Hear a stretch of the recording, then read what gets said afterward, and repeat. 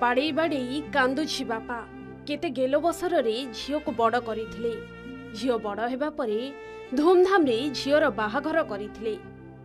किंतु आज झियोर मर शरीर को देखि अधैर्य होई पडुछंती। केमिति बा निज कोहू संभाळिबे। झियो मृत्युर कारण भी जानि नाहंती बापा। आउ एबे रास्ता उपरे बसी झियो को झुरी हेउछंती। झियर संदेहजनक मृत्यु को नहीं थाना रे अभियोग करिछंती मृत झियर मां। झियो बाहागर को मात्र 2 वर्ष पूरीथिला।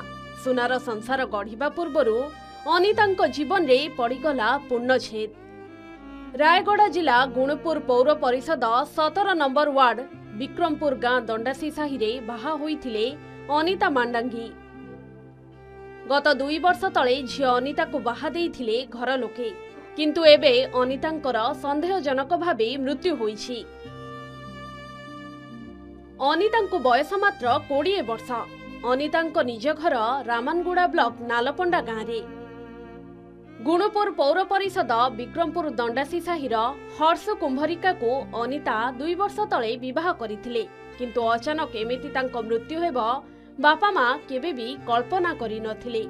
केउ कारणरू अनितांको मृत्यु घटिछि ताहा जणा पड़ी नथिबा बेले मृत अनितांको मां भानु मांडांगी तांको झियो को मारी देइथिबा थाना रे अभियोग करिसंती।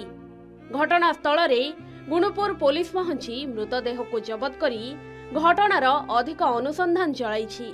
एपटे स्वामी हर्ष कुमारिका को पुलिस थाना रे अटक रखी पचरा उचरा करुछि।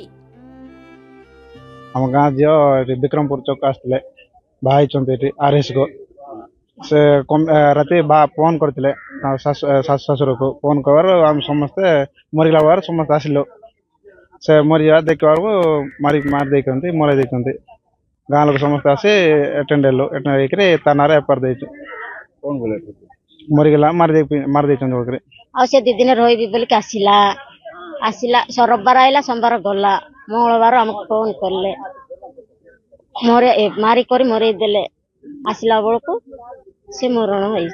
हाँ कंप्लेन कर मारी दे माँ पिला बोली कंप्लेन कर। अनितांक संदेहजनक मृत्यु को नहीं पुलिस तदंत चलाइछि सत। किंतु झियो मृत्यु रे धैर्यहरा होई पड़िछंती अनितांक बापा। एपटे एभली घटना को नहीं सारा गाँ रे चांचल्य खेली जाइछि। घटनार सठिक तदंत करा जाई अनितांक मृत्यु रहस्य उपरु परदा हटाइबाको दाबी करिछंती बापा मां। Yeah.